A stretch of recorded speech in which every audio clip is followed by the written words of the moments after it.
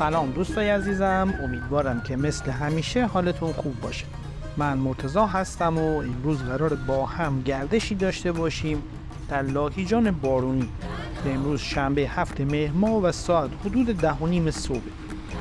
جای خالی قدم زدن در هوای بارانی شهر لاهیجان در کانال ما احساس می شد و تصمیم گرفتیم بلاگی از این شهر در آب و هوای بارونی ضبط کنیم. البته قبلا ولاگ قدم زدن در هوای صاف، قدم زدن در غروب لاهیجان و همچنین گردش در استخر بارونی لاهیجان رو در کانال قرار دادیم. حتی رانندگی در هوای بارونی لاهیجان هم به کانال اضافه شده که لینک همه این ولاگ ها در قسمت توضیحات این ویدیو و یا در پلیلیست شهر لاهیجان کانالمون موجوده. در این ولاگ ما ابتدا به باغ ملی لاهیجان، سپس به خیابان‌های اطراف میدان شهدا که مرکز شهر لاهیجان محسوب میشه قدم میزنیم و بعد از کوچه برق به بازار روز شماره 1 و بازار روز پردسر در محله چهار پادشاه لاهیجان سر خواهیم زد. لاهیجان عروس گیلان و یکی از زیباترین شهرهای شمال ایرانه. این شهر در 50 کیلومتری مرکز استان گیلان یعنی شهر رشت و در همسایگی شهرهای لنگرود، سیاهکل و استان اشرفیه قرار داره. همه لاهیجان رو با کلوچه و کوکی، استخر و آبشار شیطانکو میشناسن. لاهیجان به شهر چای هم مشهوره. این شهر در همه تعطیلات رسمی سال مملو از مسافر و شلوغه. برخلاف شهرهای دیگه این شهر بازار هفتگی نداره و بازار محلی در اون همه روزه در جای ثابت مثل بازار عاقلیه بازار روز شماره 1 و 2 برگزار میشه. از جاهای دیدنی این شهر علاوه بر استخر و بام سبز و شیطانکو و بازار روز محلی میشه به تالاب‌های سوستان و سوختکو، تالاب حاجی آباد، مقبره کاشف السلطنه پدر چای ایران و موزه چای ایران، مقبره شیخ زاهد لاهیجانی، محله قدیمی گابنه، مزرعه قوها و روستاهای سرسبز اطراف لاهیجان به همراه منظره زیبایی از باغ‌های چای اشاره کرد. در پلیلیست لاهیجان این کانال ولاگ‌های زیادی از این جاهای دیدنی قرار داره که پیشنهاد میکنم در صورت علاقه حتما به پلیلیست سری بزنید. اگر به دیدن زیبایی‌های استان گیلان و شهرهای اون علاقه دارید حتما کانال ما رو سابسکرایب کنید.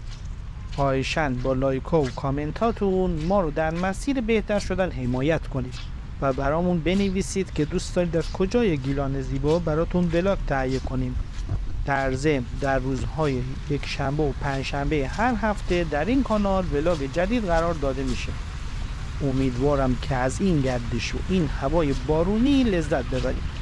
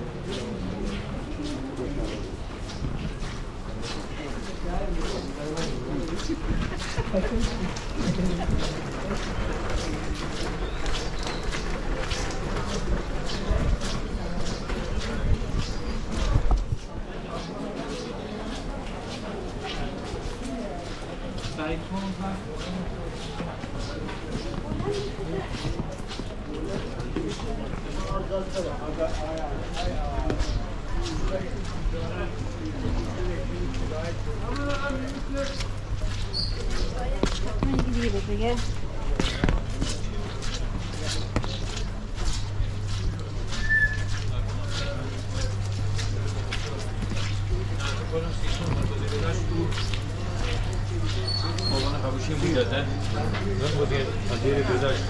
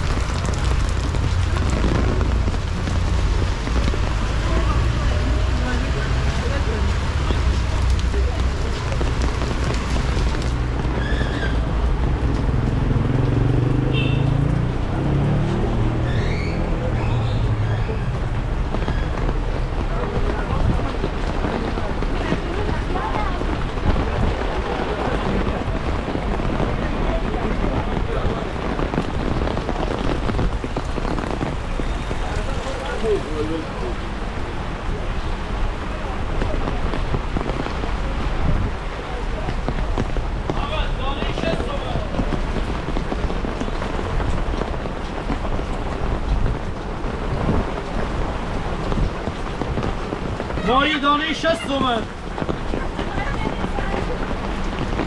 بله 80